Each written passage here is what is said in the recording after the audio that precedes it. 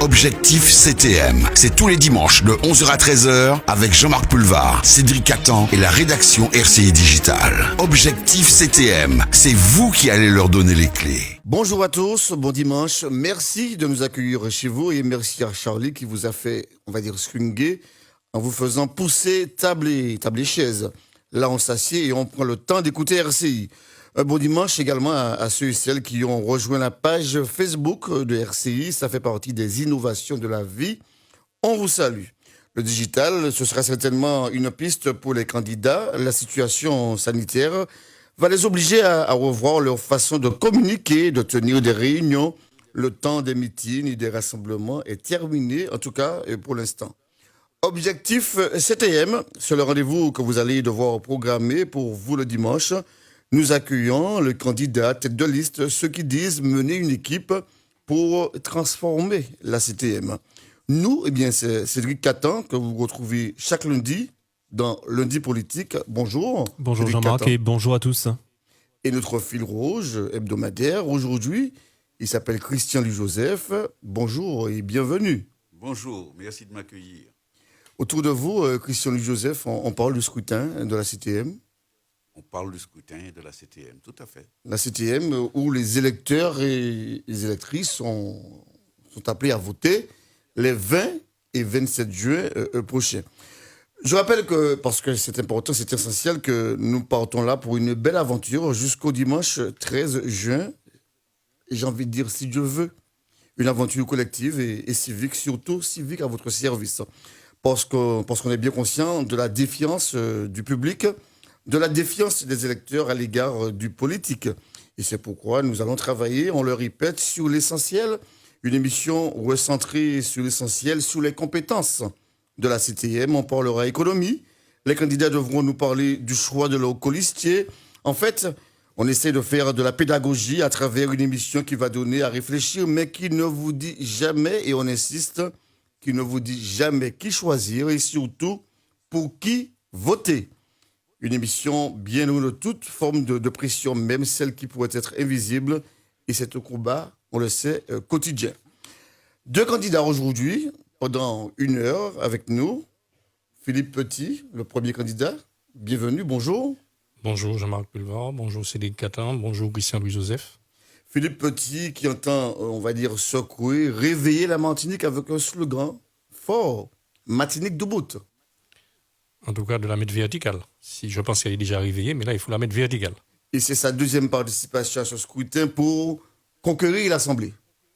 Oui, en tout cas, pour faire des propositions qui vont susciter l'adhésion des électeurs de façon à conquérir l'Assemblée. Et cette année, Philippe Petit, vous revenez avec l'Union des démocrates et écologistes de Martinique. Il s'est engagé à prôner les valeurs de solidarité, de tolérance au service d'un développement économique endogène lié à la sauvegarde du climat et à la biodiversité. Je ne me suis pas trompé.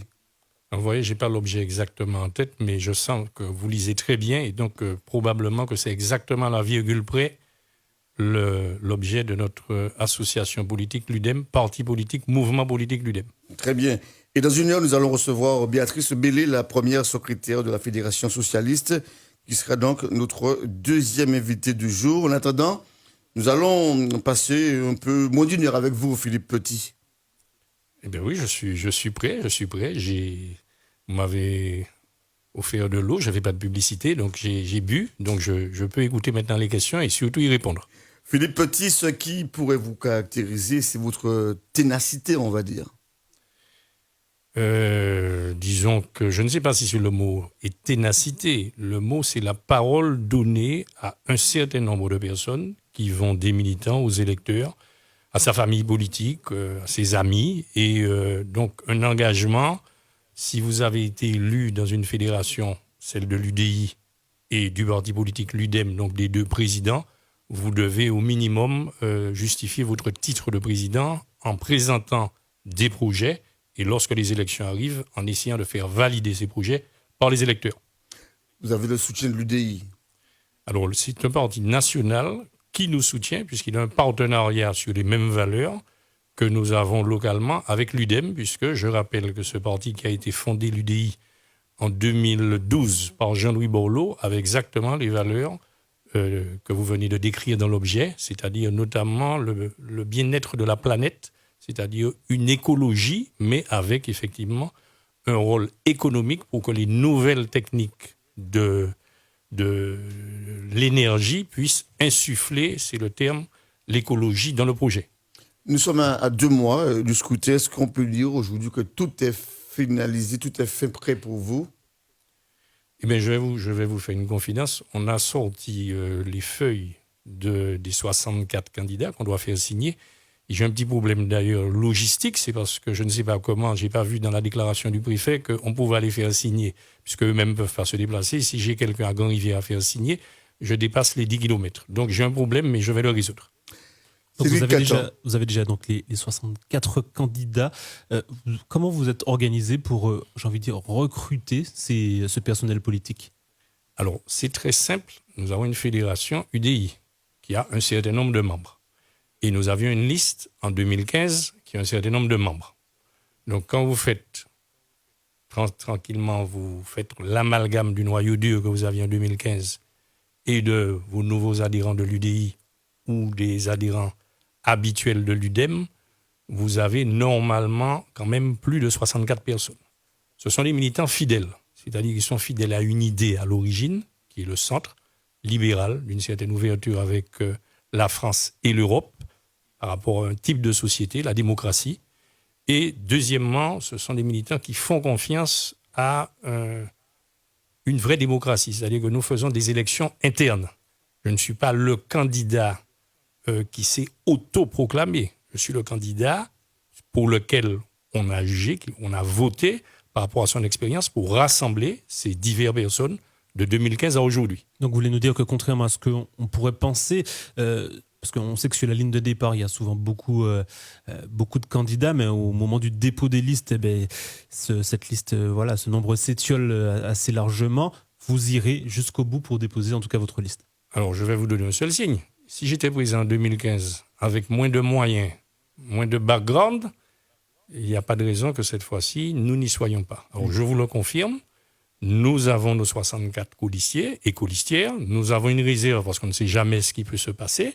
Donc oui, nous serons candidats avec la liste Martinique d'Ubbout, je l'affirme. Vous avez déjà désigné les têtes de section? Les 4 têtes de section sont désignées. Je suis forcément une des têtes de section puisque la tête de liste est toujours une tête de section. Vous pouvez nous les annoncer ce dimanche?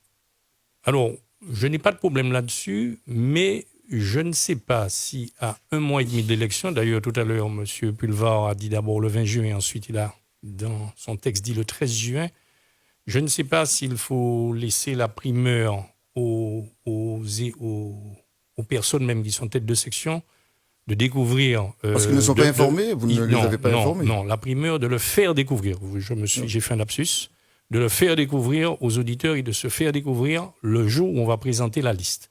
Donc, le jour où on va présenter la liste, vous savez, dans 1 mois à peu près, on présentera la liste. Je pense que vous pouvez attendre un mois. On est le 16 avril. Grosso modo, de tête, il me semble que c'est un dimanche, le 16 mai. C'est aussi d'ailleurs le jour de mon anniversaire. Il se pourrait qu'on présente la liste là. Je vais vous dire pourquoi. Parce qu'après, il y a la Pentecôte et puis il y a la fête des mères. Donc, pratiquement, vous devriez connaître le 16 mai les têtes de section. Donc, je pense que vous pouvez attendre. Donc, nous sommes, je le répète, nous sommes là jusqu'au 13 juin, le dimanche, mais nous allons voter les 20 et 27 juin. C'est ce que j'ai expliqué tout à l'heure. Monsieur Pulvar, je vous présente mes excuses et aux auditeurs, j'avais cru comprendre que vous étiez que c'était le 13 juin qu'on arrêtait, que c'était le jour de l'élection, mais nous sommes bien d'accord. Vous arrêtez le 13 et moi je continue la semaine d'après pour... Et nous sommes là pour mobiliser. Et j'espère que vous nous suivrez dans la campagne du 13 au 20 quand même. Nous sommes là pour mobiliser les électeurs. Christian Joseph, une première question. Alors vous savez, Christian Joseph, que quand vous regardez les chiffres des dernières années aux élections d'une manière générale, le taux de participation chute considérablement. Alors l'idée, c'est de savoir aujourd'hui si la dizaine de candidats, de prétendants à la CTM, quels sont les moyens aujourd'hui que ces candidats vont mettre. Christian Joseph, vous êtes d'accord avec moi, pour mobiliser les électeurs, pour faire sortir les électeurs pour aller voter. D'autant qu'il faut trouver de nouveaux modes de communication, puisqu'on ne peut plus, comme vous l'avez rappelé, plus question de meeting. Difficile de faire du porte-à-porte s'il y a un couvre-feu en particulier, la journée peut-être, mais les gens sont chez eux surtout le soir. Donc ça va poser des problèmes. Il faut espérer qu'ils seront mobilisés.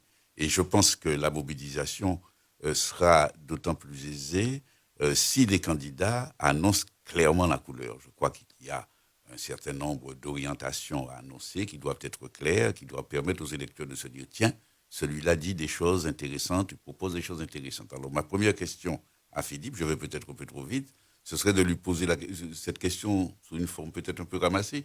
Quelles seraient les 2 ou 3 mesures les plus importantes à prendre sitôt l'élection terminée et Philippe Petit élu président de l'Assemblée territoriale ou du Conseil exécutif? Je vais vous répondre une chose classique, et c'est que de toute façon, tout le monde fait des audits, et tout le monde vous répondra probablement, toutes les têtes de liste normales, qui ont la tête sur les épaules, diront qu'il faudra qu'ils auditent comment est la collectivité au moment où ils la prennent en charge. Donc, audit interne aussi bien sur l'organigramme qui fait quoi. Est-ce que la fusion du Conseil général et du Conseil régional a été bien faite? Est-ce que tous les services sont en place? Ça, c'est sur le plan relations humaines. Ensuite, sur le plan pécuniaire, vous savez très bien, sur le plan financier, on va dire, vous savez très bien, comme moi, que jusqu'à maintenant, je n'ai toujours pas compris s'il y avait de l'argent dans la caisse quand la précédente équipe est partie. Et si aujourd'hui, il y a de l'argent dans la caisse, je ne sais toujours pas. Je comprends que donc il y a besoin de savoir où on en est financièrement avant de lancer ces projets. Mais notre projet est très simple. Il est parti grosso modo sur la capacité d'autofinancement, c'est-à-dire ce qui reste pour l'investissement chaque année. Nous avons un projet fait avec un cabinet de conseil en stratégie. Donc nous avons pris des chiffres. Et à partir des chiffres, nous avons fait un projet qui ne paraît pas exorbitant, puisqu'au même moment, il y a le plan de relance.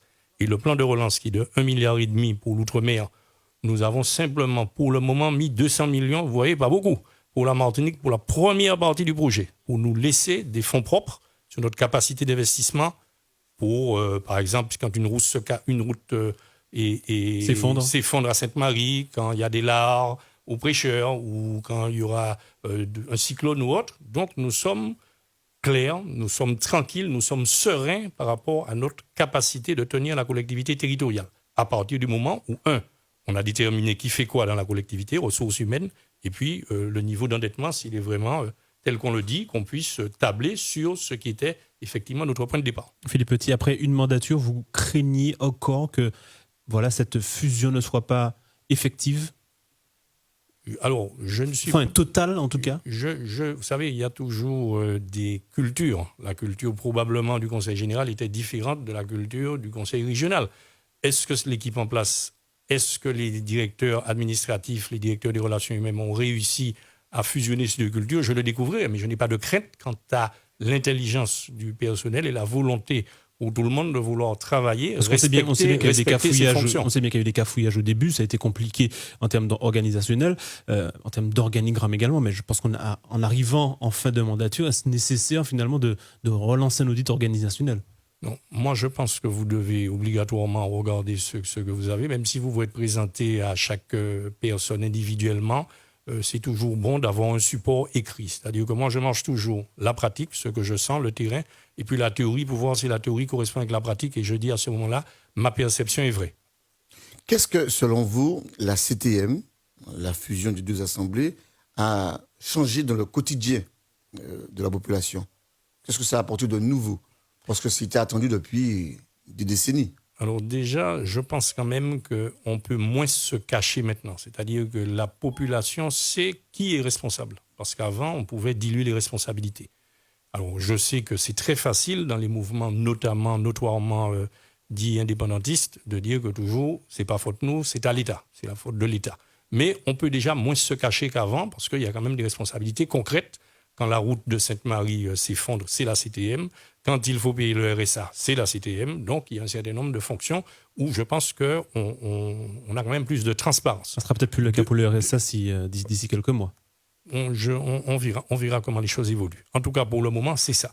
On ne peut plus se cacher, les responsables politiques ne peuvent plus se cacher comme avant en diluant leurs responsabilités, même s'ils les mettent sur le compte de l'État, ce qui est une chose qu'on connaît aux Antilles depuis la départementalisation. Donc, ce n'est pas nouveau, quelles que soient les équipes en place d'ailleurs. Bon. Et puis, je pense quand même qu'il y a forcément une convergence des vues, c'est-à-dire qu'on est obligé de faire des arbitrages plus fins alors qu'avant, vous aviez temps pour le conseil général, pour vraiment la partie sociale, tandis que là, on peut quand même prélever. Il y a bien entendu des choses dues, incompressibles, comme l'APA, les allocations handicapées ou bien le RSA, mais il y a quand même une plus grande souplesse pour prendre sur des budgets d'investissement et de pouvoir les répartir peut-être plus socialement, quand notamment vous avez un problème comme il s'est passé avec la Covid, où vous pouvez décaisser peut-être des choses avec une seule entité, c'est quand même plus pratique. Donc il y a une économie, à mon avis, de gestion. Christian Joseph. Puisqu'on est sur ce terrain, est-ce que vous pensez que les conflits, dont toute la presse, tout le monde a eu vent, entre le président de l'Assemblée territoriale et le président du Conseil exécutif, est-ce que vous pensez que ça peut se régler par un accord entre gentlemen, entre personnes de bonne volonté, ou est-ce qu'il faut une modification de la loi? Alors, moi, je suis plutôt pour la première tendance, entre les personnes de bonne volonté. Quand vous avez une loi qui a été votée le 27 juillet 2011, elle n'a pas encore eu une application concrète en 5 ans, c'est trop tôt. C'est exactement comme la Ve République qui a été faite en 58, et vous voyez qu'elle est toujours là. Combien de fois on l'a modifiée, on l'a amendée. Donc c'est certain qu'il faudra l'amender. Mais dans un premier temps, rejeter et dire que le mode de scrutin n'est pas bon, la prime de 20% donnée n'est pas bonne, c'est pas quand même... ça ne peut pas se dire en une mandature. Donc je pense qu'il y a surtout, c'est exactement le même principe qu'entre l'État et le président de la collectivité, le président exécutif, il faut pouvoir trouver un consensus. Donc je pense que c'est plutôt une affaire d'intelligence humaine entre deux hommes, et quand vous avez combattu ensemble pour un projet, et en plus je crois qu'ils étaient ensemble au premier tour, ces personnes-là, c'est plus une affaire d'hommes qu'une affaire de statut de la collectivité. Je rappelle, parce que je dois faire l'historien un petit peu, je m'en excuse, je sais que c'est le vôtre, je rappelle qu'à l'époque, M. Marie-Jeanne avait déchiré le rapport de M. Lise Tamaya. Donc, finalement, ça veut dire que quand on déchire des choses comme ça, c'est très difficile de se réconcilier sur le fond. Parenthèse refermée. Ce que je pense veut dire Christian Joseph, est-ce que, par exemple, faut-il changer une loi si, par exemple, Alfred Marie-Jeanne doit monter, enfin, le président du conseil exécutif doit aller travailler sur un dossier au CHU, est-ce qu'il faut d'une loi pour qu'il demande au président de l'Assemblée de l'accompagner? Parce que j'imagine, si on a une seule majorité, la même majorité au sein de cette Assemblée, ce sont des amis politiques, qu'ils doivent faire des choses ensemble. Non, je pense que vous êtes... Alors quand je dis non, sur le plan, l'exécutif a une mission, il l'a conduit. Et puis après, il l'a fait passer, comme toute démocratie, devant le président de l'Assemblée. Maintenant, ça n'empêche pas des échanges courtois, or seulement le jour où on est en plénière. C'est-à-dire qu'on peut dire, au fait, je suis allé au CHU voir le directeur, je souhaiterais soumettre dans le budget qui est alloué. Qu'en penses-tu? Comment tu vois ce que je travaille? Donc il peut y avoir des échanges, mais je ne suis pas obligé de traîner. C'est pas parce que ce sont deux personnes respectables qu'elles doivent se traîner main dans la main. Et si je suis président de la collectivité exécutive, on ne va pas prendre son téléphone tout le temps pour appeler et tu viens, je vais à tel endroit, alors que souvent, ce sont des décisions qu'on va qualifier d'extemporanées, c'est-à-dire il faut être sur le fil de l'actualité. Donc finalement, qu'est-ce qu'on fait? On change la loi ou on essaie de s'organiser mieux?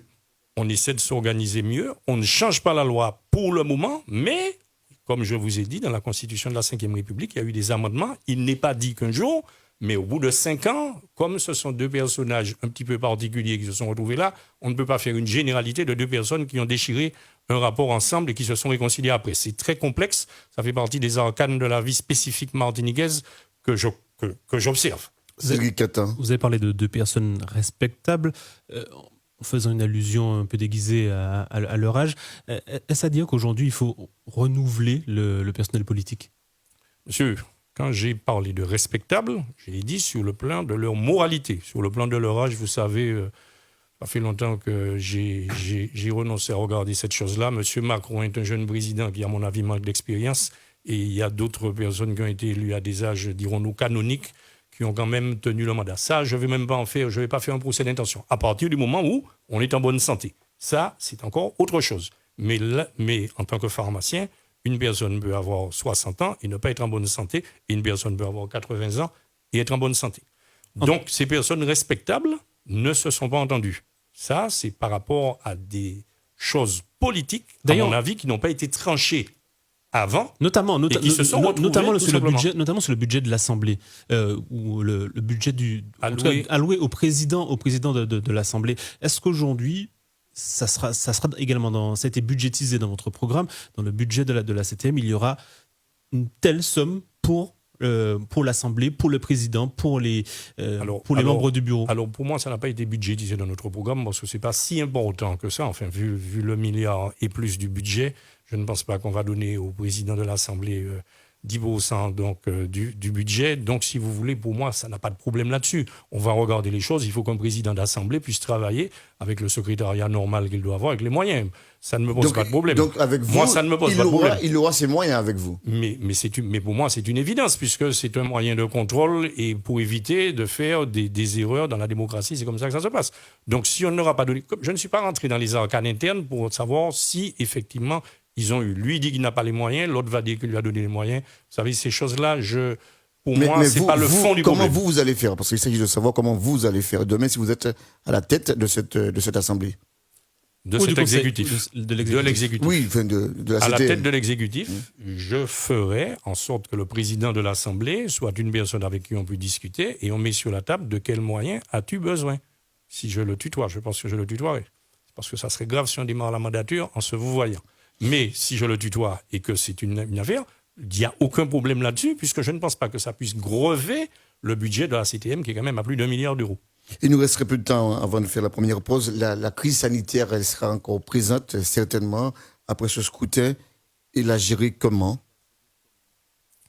Alors, on m'a demandé, une fois la compétence santé, est-ce qu'elle devrait être mise localement? Je sais qu'on a des intelligences, puisque nous avons quand même des personnes qui ont étudié et qui connaissent la santé, mais compte tenu de la répartition des fonds, et notamment de l'hôpital public, j'aimerais que effectivement tout ça soit vu de tout temps avec la nation, qui a délégué à l'ARS suffisamment de pouvoir pour qu'on puisse s'entendre avec l'ARS. Donc là encore, je ne vais pas renvoyer la balle. Je vais dire qu'il y a suffisamment de moyens de s'entendre avec l'ARS, mais pour être pratique et on va pouvoir peut-être en discuter tout à l'heure de la décision prise du préfet, si elle est justifiée ou pas justifiée. Je ne vais pas me cacher derrière ce que j'ai à dire, mais je pense que tout ça, ça s'est fait quand même dans un dialogue. Donc il n'y a pas de raison de changer là non plus la matrice de la santé telle qu'elle est conçue à l'heure d'aujourd'hui.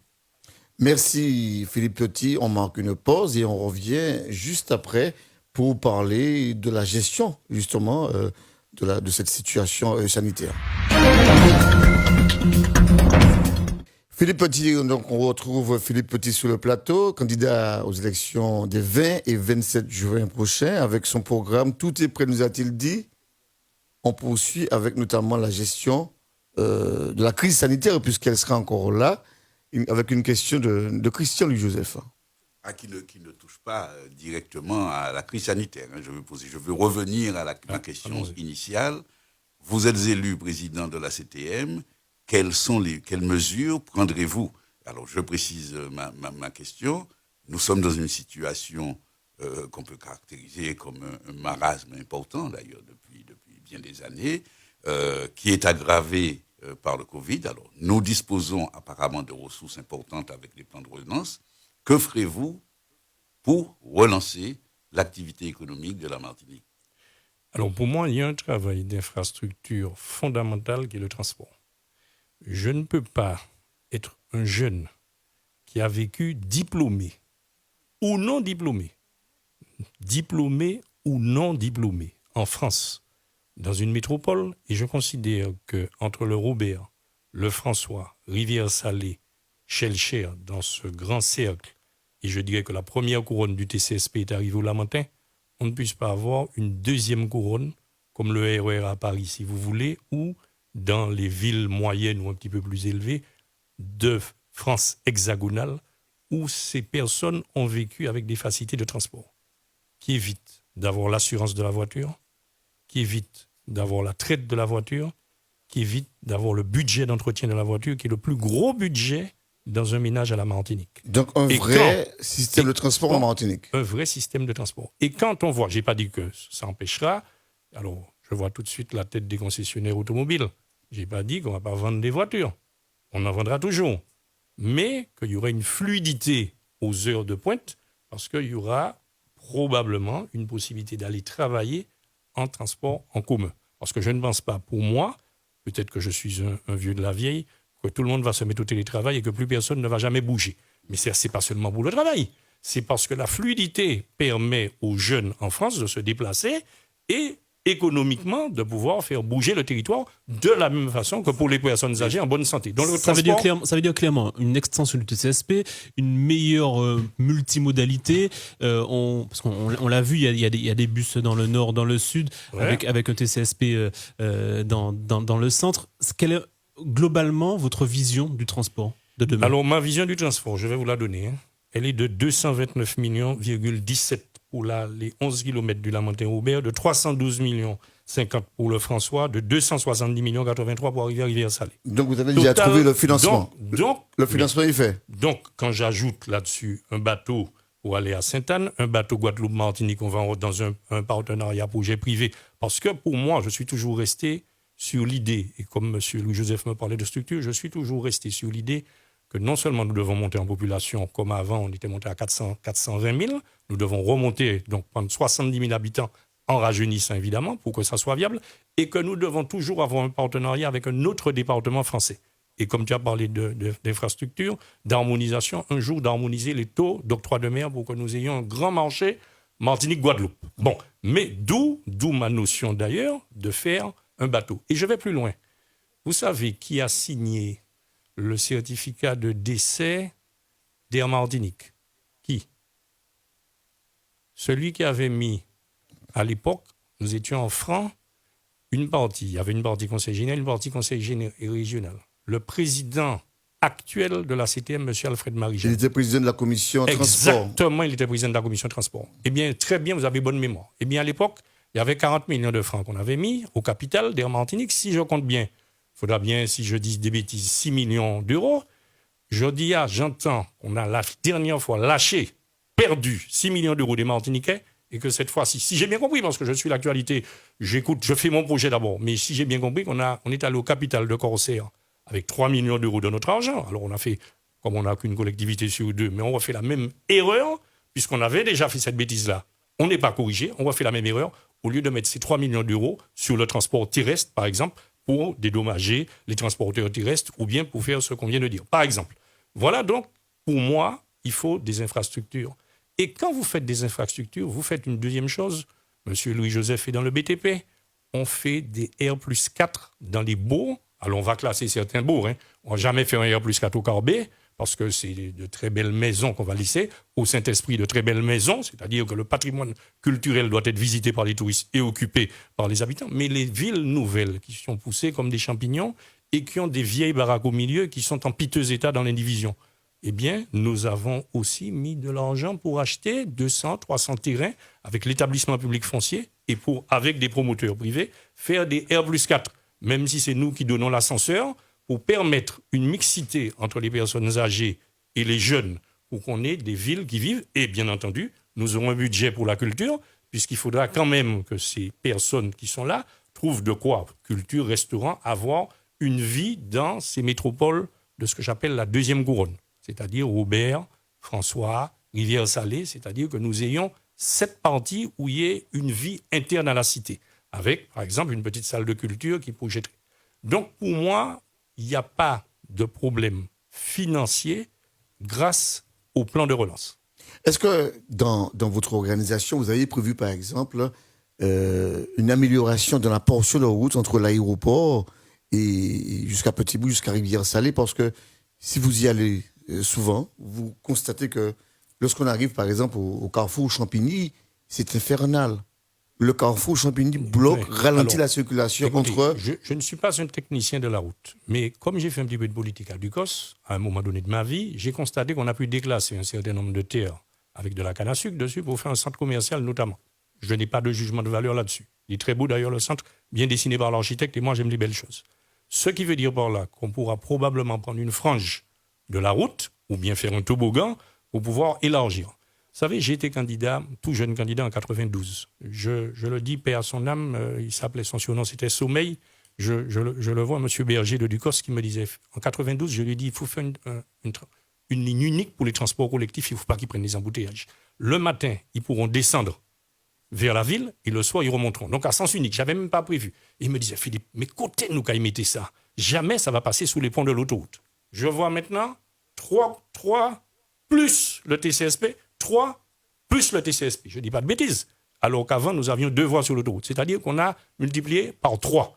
Donc, par conséquent, il y a des ingénieurs. Et nous avons des brillants ingénieurs, comme M. Louis-Joseph va nous recommander. Donc, c'est prévu dans votre organisation, c'est prévu d'une amélioration. Mais écoutez, quand je vous dis le prix que je vous ai donné, 229 millions d'euros, ça veut dire que les ingénieurs doivent trouver dans cette enveloppe qui est faite sur ce qui a été fait pour le TCSP. On n'a rien inventé. Avec probablement que le conseiller en stratégie a compté les expropriations qui ont été faites à Sainte-Thérèse pour passer, qui sont dans ce budget, pour pouvoir dire que nous passons.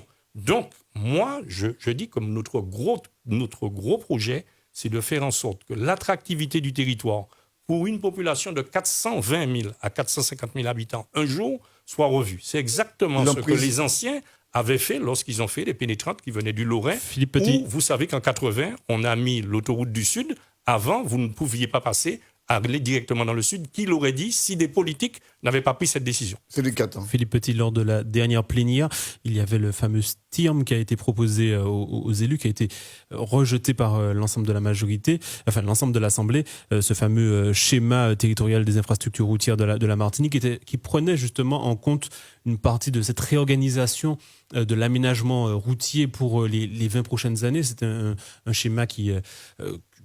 l'enveloppe était autour de 800 millions d'euros. Est-ce que c'est une base de travail? Il a été rejeté, entre autres, parce qu'il y avait un manque de concertation. C'est ce qu'ont argué les élus de l'Assemblée. Est-ce que ça peut être une base de travail, justement, pour la réorganisation du transport en Martinique? Je ne connais pas exactement le STIRM. Par contre, ce que je peux vous dire, que c'est tout ce qui est pour le transport collectif. Un Martiniquais et un élu martiniquais ne peut pas dire non dès lors qu'il sert à l'ensemble des Martiniquais pour fluidifier la circulation, remettre de l'attractivité. Et comme nous sommes dans une logique écologique, il y aura un jour, bien entendu, des véhicules électriques qui sont fabriqués certainement avec du pétrole, mais qui au moins après consomment de l'électricité qu'on espère propre, et en tout cas qui ne font pas de CO2, eh bien nous aurons à côté des véhicules électriques, je l'espère, les moyens d'avoir une collectivité. Parce que le type de société qu'on a est quand même, quand vous allez dans tous les pays du monde, vous avez des transports collectifs. Donc, il faut qu'on se mette au diapason pour pouvoir redonner l'attractivité au territoire. Et, je continue, vous m'avez demandé le déséquilibre du territoire, puisqu'on parlait des structures et que notamment dans le Nord, il n'y a pas. Alors, dans le Nord, entre Sainte-Marie et Basse-Pointe, j'ai toujours dit que si nous avons une université des jeunes à Schellcher, il faut une université des seniors, puisque nos seniors ont besoin, pour ne pas devenir Alzheimer, de pouvoir réfléchir, de pouvoir apprendre, et notamment les nouvelles technologies, donc du numérique. Donc on pourrait imaginer que du côté de Basse-Pointe et du côté de Sainte-Marie, où il y a de quoi faire, puisqu'il y avait le Léry de Savant, par là, on puisse retrouver un bassin nouveau carrément, avec une université des seniors, des jeunes qui viennent, le spot de surf de Basse-Pointe, c'est-à-dire qu'on ait une nouvelle vie aussi dans le Nord-Atlantique. Mais faut-il au moins que les transports arrivent déjà dans une première étape jusqu'au Roubaix. C'est prévu avec quelle enveloppe? C'est prévu dans notre financement sur des projets partenariats publics-privés.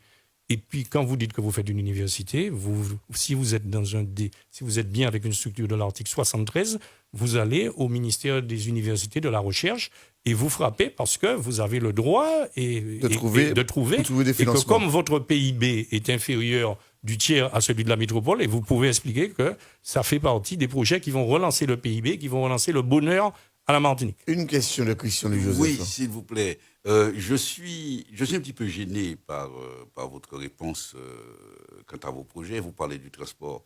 Mais tous les candidats veulent l'élargissement du TCSP, le prolongement du TCSP. Tous les candidats parlent du transport. C'est une question donc, qui est acquise. Ce que j'aurais aimé entendre, c'est ce qui vous différencie un peu des autres. Alors, est-ce qu'on va vers une différenciation par l'énoncé d'une multitude de projets, par exemple une université, du troisième âge, etc. Ou est-ce que vous avez dans la tête une idée de transformation de la manière de fonctionner de la Martinique? Monsieur Louis-Joseph, le modeste chef d'entreprise et pharmacien, aujourd'hui retraité que je suis, a accompli dans sa vie personnelle un certain nombre de choses, de manière intègre. C'est-à-dire qu'il est allé frapper chez les banquiers. Il a fait ses prêts et quand il a été dans des difficultés, il a vendu ses biens s'il le fallait, comme il a toujours fait tout au long de sa vie. Il estime que son expérience de combattant, son intégrité et sa capacité de drainer les hommes et de drainer les projets va l'emmener à aller plus loin dans la vérité. C'est-à-dire qu'il va faire mentir le proverbe martiniquais « parole en bouche, pachage ». C'est-à-dire qu'il estime, avec l'équipe que nous avons, c'est pas moi tout seul, que nous sommes en mesure d'impulser une énergie. Donc si je vous dis aujourd'hui que je veux une usine à Sargasses, que j'ai déjà dit en 2015, quand on a dit « Ah, c'est l'État français », toujours pareil. Alors que moi j'ai dit « C'est une bénédiction », puisqu'on va pouvoir faire un projet d'exportation d'holoturies. Qu'est-ce que c'est que les holoturies ? Ce sont des concombres de mer, c'est-à-dire les étrons qu'on voit noirs au fond de la mer. Eh bien, ces choses-là, les Japonais les mangent. Donc c'est à nous, dans le partenariat de Amelia Totoblo, quand les Malavois vont chanter au Japon, de pouvoir faire une destination touristique Japon-Martinique, parce que nous allons leur vendre en plus des holoturies made in Martinique, parce que nous allons faire de la poudre de sargasse qui nourrit les holoturies, et dans les fermes aquacoles que nous allons proposer, bien entendu, d'abord aux marins pêcheurs, que nous allons former, et c'est pas un scoop, je l'ai dit sur le plateau d'une télévision, oui, j'aurai un marin pêcheur en tête de section, et sur une commune. C'est très simple. Sur quelle commune? Sur quelle section? C'est la section qui est au centre Atlantique, qui comporte Trinité, Robert, François, parce que c'est un marin-pêcheur qui aussi a fait de la yole. Donc il a les deux casquettes, yole, patrimoine de la Martinique, et marin-pêcheur qui n'a pas fait et qui a besoin de projets novateurs. Et on leur proposera à eux d'abord la formation pour faire ces fermes aquacoles d'holoturie. Quand je dis ça, évidemment, alors je suis le seul à le dire, d'abord. Ou les holoturies, ça, je peux vous garantir que je suis le seul à le dire. C'est votre idée depuis la dernière fois. Quand je vais dire maintenant que je prends mon avion, et même pas d'ailleurs, j'attends ici M. Le Graët, qui a été réélu à 78 ans, pas 80 et des président de la Fédération 70. française de Vous football. connaissez le football. Il a un domicile aux Trois-Îlets ici, à la Martinique. C'est pas moi qui vais y aimer la Martinique. Je peux aller boire un punch avec lui en tant que président de la CTM et lui dire, mon cher Noël, est-ce que, sans croire au Père Noël, sans jus de mots, est-ce qu'on peut voir pour les droits télévisés qui sont sur les clubs footballistiques de Ligue 1 et de Ligue 2, on faisait un partenariat avec eux, puisque je ne veux pas que ça soit encore Anelka qui est né en France, Varane qui est né en France, Thuram qui est né en Italie ou autre. Je veux que ça soit un Martiniquais né. En Guadeloupe, hein. Son fils est né en Italie. Son fils est né en Italie. Marcus, et lui, il est parti à 8 ans. Mais tu as raison. Ou bien mon ami Marius Trésor, qui vit maintenant à Bordeaux, à l'Istrac, dans le bon vignoble bordelais. Je veux que ces gens reviennent investir à la Martinique. Et comme je prépare le futur, il faut que le futur se prépare ici, exactement comme quand on a fait pour la fac de médecine. On a dit que les médecins, il fallait qu'il y ait la première année, parce que ça a mis longtemps avant que cette idée fasse son chemin. Ici, puisqu'ensuite on puisse partir en Guadeloupe, pour que nous ayons une chance, comme les tortues qui pondent sur une plage, qu'elles reviennent à la même plage, et que les bébés de tortues reviennent à la même plage pondre. Donc moi, quand je dis que je vais prendre mes valises avec Noël Le Graët et que je vais aller voir les clubs professionnels pour soumettre ici un semi-professionnalisme et que ça représente même pas 0,5% du budget des droits télévisés nationaux de Canal+ ou autre, c'est Philippe Petit qui l'a dit. Avec son équipe, Martinique Doubout. Ça veut dire que c'est pas parole en bouche, pas je m'en calais. Philippe Petit. Vous savez que juste je termine. Quand à l'époque de Ducos Football Club, jamais il n'y a pas moins un centime et la mairie. Jamais, Ducos. Qui c'est qui a pris sa valise pour aller voir Marius Trésor et Guy Lyon à l'époque et faire venir les Girondins de Bordeaux? J'ai profité qu'il y ait une faiblesse dans la loi sur les Africains qui ne pouvaient plus partir d'Afrique et venir en Europe de 13 à 16 ans. C'est moi. Et j'avais un club qui n'avait même pas de terrain officiel grâce effectivement à la mairie du Saint-Esprit où on a pu faire des échanges d'entraînement. Donc ça veut dire qu'il y a une question de volonté et d'énergie derrière ça. Une question de Cédric Catan. Philippe Petit, vous avez parlé du futur, le présent aujourd'hui pour pour la Martinique, mais également pour le monde. C'est cette épidémie de Covid-19. Le préfet a pris de nouvelles mesures. On sait que c'était très divisé dans l'opinion publique, dans l'opinion politique. Certains voulaient un confinement du week-end, certains estiment que les commerces de première nécessité, on devrait élargir les commerces de première nécessité. Enfin bref, c'était pas une décision, on va dire, totalement unanime, en tout cas au niveau de la Martinique. Le préfet en tout cas a tranché. Est-ce que vous soutenez justement déjà cette décision ? Alors, voyez-vous, le préfet a beaucoup plus de souplesse qu'avant, peut-être parce qu'il y a eu la pression des masses et notamment des petits commerçants qui se sont réunis en plusieurs collectifs pour le voir à l'époque d'un certain confinement. Et là, les mesures sont relativement ouvertes. À part un ou deux commerces de vêtements, enfin, d'après ce que j'ai lu, et d'ailleurs je ne comprends pas pourquoi, mais je ne vais pas polémiquer là-dessus, il y a quand même une facilité, vous déplacez à 10 km avec un justificatif, etc. C'est-à-dire qu'on a tenu compte de la souffrance des commerçants. Pas de tous, hein, mais quand même d'une grande majorité. Je ne parle pas de la population, hein, je parle des commerçants. Parce que moi, je voudrais être le représentant de ce qui unit la population. Qu'est-ce qui unit la population, M. Catan, de tout temps, dans toutes les vies, dans toutes les sociétés et de la mondialisation, c'est le commerce. Et sans commerce, vous n'avez pas l'échange, vous n'avez pas la tolérance, vous n'avez pas la discussion avec le petit commerçant qui fait vivre non seulement la personne, le commerçant, qui propose à la personne qui vient acheter son bonheur, mais surtout qui crée la relation sociale et qui fait qu'on n'explose pas, qu'on n'est pas seulement avec son smartphone ou sa télévision. Donc, je considère que le préfet a pris en considération cette fois-ci la dimension suite aux pressions que les collectifs avaient fait. Je ne parle pas des carnavaliers, je parle des collectifs de commerçants. Des salons de coiffure. Voilà. Donc, puisque la preuve, les salons de coiffure, la preuve, on n'allait pas vous laisser devenir avec les cheveux longs. Les mesures elles sont à votre avis. Elles sont adaptées à la situation aujourd'hui. Les mesures, bon, il y a quelques petites choses, je ne comprends pas pourquoi on ne voit pas d'autres choses par rapport, mais grosso modo, elles sont adaptées à la situation d'aujourd'hui pour passer 3 semaines, c'est-à-dire qu'il y a une certaine responsabilité le soir, 19h, etc. Mais grosso modo, l'économie vit, et puis entre-temps, on regarde qui se vaccine, qui ne se vaccine pas, on fait le bilan des différents vaccins, et on regarde, on apprend de la science, puisque la science, c'est avant tout l'observation. Un exemple concernant les collèges et les lycées, le préfet considère qu'on ne peut plus organiser la restauration scolaire dans une salle fermée. Donc, du restaurant scolaire, il dit on s'organise. Donc, ça voudra dire qu'au moins, il y a un principe qui est maintenu, c'est que les élèves sont à l'école. C'est déjà ça, pour moi, puisqu'il faut que nous n'ayons pas des ignorants, même si on peut penser qu'à travers les enseignants les réseaux s'opposent à l'ouverture des écoles. Vous avez entendu parler de ça aussi. Mais les enseignants vont jouer leur partition, parce qu'ils sont déjà enseignés. C'est-à-dire qu'ils sont déjà arrivés à un stade, je ne vais pas dire qu'ils sont égoïstes, hein, mais ils ne se rendent pas compte, eux, de la chance qu'ils ont eue et que les autres n'auront peut-être pas. Donc quand on parle dans notre pays d'un taux d'illettrisme, quand on parle du fait que nous n'avons pas de diplômés ou que le bac, soi-disant, ne vaudrait même pas le niveau d'un certificat d'études, il faut savoir ce qu'on veut. Et on ne fait pas d'omelette sans casser des œufs. Moi, je connais des enseignants qui, à l'inverse, ont besoin de sortir de chez eux parce qu'ils n'arrivent pas à faire du télétravail. Ça les tue à petit feu par rapport à la noblesse du métier enseignant qu'ils avaient vu.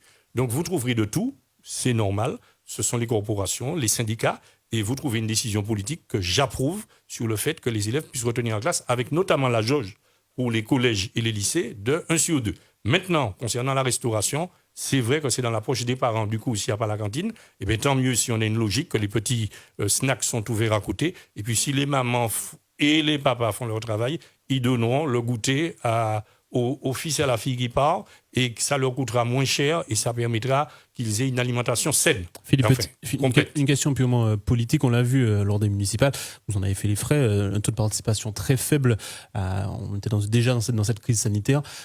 Ne craignez-vous pas justement que dans ce contexte, on sortira peut-être en fin juin peut-être de ce confinement, que les Martiniquais ne sortent pas pour aller voter ?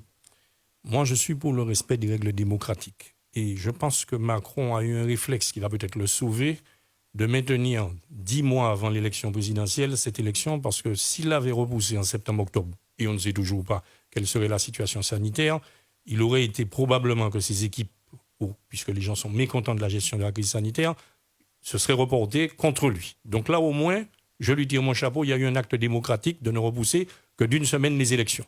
À partir de là, les maires, les pouvoirs publics nationaux ont à s'organiser pour donner des conditions de sécurité et de faire le travail dans la tête des gens pour qu'ils viennent voter avec les gestes sanitaires comme ça s'est déjà produit. Maintenant, peu importe qu'il y ait peu de participation, c'est la loi. Moi, je préfère une élection maintenue avec des conditions sanitaires qui peuvent le faire. On dit qu'en général, avec peu de participation, ça favorise, on va dire, les 10 gros partis.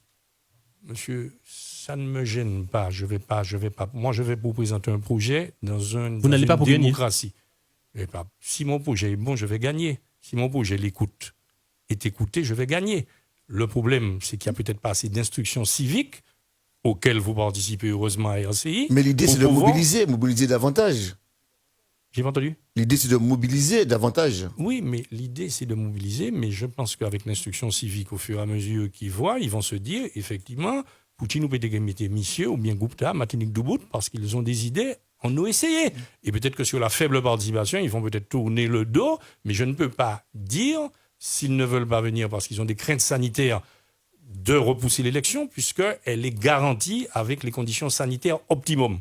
Et donc, si on doit repousser la date de l'élection, ça veut dire qu'on ne sait jamais quand on va voter, on peut avoir un hold-up de la démocratie et ne pas faire à nouveau une... Donc, ce n'est pas tant le résultat qui compte pour moi que c'est le principe de l'élection. Chez vous, vous avez déjà suffisamment de scrutateurs pour participer à ce scrutin? Il y aura suffisamment de personnes. Vous savez, sur 10 listes, on va s'éviter d'avoir... je ne sais pas combien de milliers de scrutateurs. Je préfère avoir des milliers de bulletins de vote au nom de Matinik Doubout plutôt que d'avoir des scrutateurs. Je préfère que... je pense que ça sera juste parce que, quand je dis ça sera juste, c'est-à-dire que comme il y aura une dizaine de listes a priori, on devrait quand même avoir pas de triche au premier tour. Et nous ferons les comptes si nous avons le bonheur d'être au deuxième tour. Philippe Petit, une des compétences de la collectivité territoriale de Martinique, c'est l'énergie. Est-ce que déjà, en termes de bilan, est-ce que vous estimez qu'un travail sérieux, effectif a été fait concernant l'énergie pour apporter cette indépendance énergétique à la Martinique? Je ne vais pas me faire le spécialiste de l'énergie et j'étudierai les dossiers puisque lorsqu'il y a eu le galion et le bioma, il y a eu une telle polémique sur le principe de la biomasse qui est importée de forêts venant des États-Unis, du Canada. Donc l'empreinte carbone avec le bateau qui les emmène. Ensuite, il faudra 10 ans pour replanter un seul arbre pour qu'il repousse, etc. Donc je ne vais même pas rentrer dans cette polémique-là. Non, je dis ça parce que je vais simplement dire que pour moi, le fait de mettre un transport collectif, c'est déjà une énergie propre. Le fait de, bien entendu, la loi nous impose dans les années 2030 ou 2050 arriver en indépendance énergétique. Je pense qu'effectivement, avec le photovoltaïque, peut-être qu'on découvrira de la géothermie. Je ne vais pas mettre des éoliennes sur le monde de Grand-Rivière en supplément, ni sur le monde du Vauclin. Ça n'amène rien, sinon inesthétiquement, et je pense que ça fait beaucoup de bruit. Donc, si on a des éoliennes, ça sera offshore, dans la mer, si le coût n'est pas trop cher. Donc, je verrai. Mais pour le moment, je peux dire simplement qu'au moins, on a évité de casser les meubles. Il y a eu une grande polémique sur Albioma. C'est fait. On va, comme pour les 5 ans de la collectivité, tirer les conséquences d'Albioma dans quelques années sur le bilan. Est-ce que vous avez senti une impulsion, justement, de notre Martinique qui se tournait, on l'a vu, comme la Réunion, par exemple, qui a fortement augmenté son indépendance énergétique. Est-ce que la Martinique a franchi ce pas ou bien est-ce qu'on est toujours à la traîne? Je ne dirais pas qu'on est à la traîne ou qu'on a franchi un pas. Je dirais simplement que les personnes qui gèrent la Martinique depuis la décentralisation de 80 ont fait beaucoup de politiques politiciennes qui nous renvoyaient à des années en arrière sur qui fait quoi pour notre drapeau, pour l'indépendance, pour l'esclavage, etc., qui sont des causes probablement nobles. Mais nous avons choisi en 1946. En 1981, quand Mitterrand a été élu, le grand Aimé Césaire a dit moratoire. Donc je pensais qu'à partir de là, puisque M. Césaire avait parlé, on aurait pu dire qu'on aurait travaillé. Eh bien non. À ce moment-là est arrivé M. Marie-Jeanne, et puis les autres se sont encore arc-boutés sur un non-moratoire. Donc nous sommes arrivés dans un cancan de personnes qui fait qu'aujourd'hui, il faut un changement. Et je ne sais pas si on est proche de la conclusion, mais je considère aujourd'hui que Matinik Doubout est une des équipes qui peut proposer le changement. Je ne vais pas dire que c'est la seule, mais en tout cas, que par rapport au mode de scrutin, il faut que les électeurs votent pour que Matinik Doubout soit présent au deuxième tour, quitte à faire 5%, et qu'il puisse abonder ses projets. Le projet sur les sargasses, le projet sur le football, le projet sur le transport, le projet sur l'université senior, ça doit être impulsé par Matinik Doubout. Donc, le changement pour vous, si j'essaie de résumer, c'est bien un changement de personne. Ce n'est pas parce que finalement, si j'ai bien compris, les programmes sont à peu près les mêmes dans les grandes lignes, mais à votre avis, c'est dans la manière d'exécuter qu'ils font un changement. Et c'est pour ça qu'ils font un changement de personne. 2 observations. c'est vous qui avez dit que les programmes étaient les mêmes. Comme vous m'avez dit que tout le monde parle de J'ai transport. dit dans les grandes lignes. J'ai dit dans les grandes Tout le lignes. monde dit, alors vous avez dit dans les grandes lignes. Je veux entre parenthèses, M. Catin, je sais que on s'intéresse au sport et aussi. Alors je le dis depuis mes campagnes législatives. Hein. Sur notre budget, c'est 30 millions d'euros. Cher M. Christian Louis-Joseph, c'est 30 millions d'euros. Sur notre budget, je ferai, alors moi, fait à la nous ferons une piste cyclable lorsque nous allons faire en short, pas en piste, pas le vieux anneau bidon qu'on a mis à Ducos, qui est vraiment de l'argent mis en l'air de l'espace sud. Ça, je suis formel et je le dis tout, de l'argent mis en l'air de l'espace sud. On fera peut-être un jour un espace botanique avec, ça serait mieux au contraire pour aller visiter les plantes de la Martinique. Par contre, ce que je souhaiterais avec notre équipe, c'est que nous fassions une vingtaine de kilomètres de routes cyclables pour que nous n'ayons pas un tué tous les 6 mois sur l'autoroute. Vous avez déjà vu le terrain? Ça se passe du Lamentin au sud, de la même façon que si vous élargissez pour faire le TCSP, ou si vous le mettez en hauteur, je n'en sais rien, il y a des ingénieurs, vous allez quand même trouver, vous savez que dans la loi d'ailleurs maintenant c'est quasiment exigé que vous ayez des pistes cyclables. Donc, quand je dis une route cyclable, pour moi, je souhaiterais, si j'étais le président, lorsque nous ferions l'étude vers Rivière-Salée, que soit inclus là-dedans la piste cyclable d'une telle largeur et qu'ensuite on la poursuive encore plus facilement, puisqu'il n'y aurait pas seulement il y aurait plus le TCSP qui se serait arrêté à Rivière-Salée, il y aurait de la place pour arriver vers Sainte-Luce et vers le Marin pour cette piste cyclable pour qu'enfin nous ayons de la santé, parce que quand les gens pédalent, ils sont heureux parce qu'ils n'ont justement pas de stress d'une voiture qui risque de les renverser. C'est vrai que le week-end, il y a beaucoup de vélos sous les routes. Alors, c'est budgétisé 30 millions d'euros, je l'ai dit. Une question de dialectique. Vous serez président de la CTM ou président du conseil exécutif? Président du conseil exécutif, puisque le président de la CTM, c'est la collectivité, je pense que c'est le président de l'Assemblée, le président du comité exécutif, c'est-à-dire que lorsque je fais quelque chose, je suis un homme de terrain. Et rester siéger toute une journée régulièrement, ça va me gêner, j'aurai des fourmis dans les jambes. Je préfère aller sur le terrain et surtout impulser l'énergie qu'il faut. Je le dis parce que dans la loi, il y a 2 présidents en fait sur la collectivité. Qu'est-ce qu'on dit? Enfin, je sais que s'il y a 2 maires, je sais ce qu'on dit, mais qu'est-ce qu'on dit quand il y a 2 présidents? Ça a été dit par l'actuel président du conseil exécutif d'ailleurs.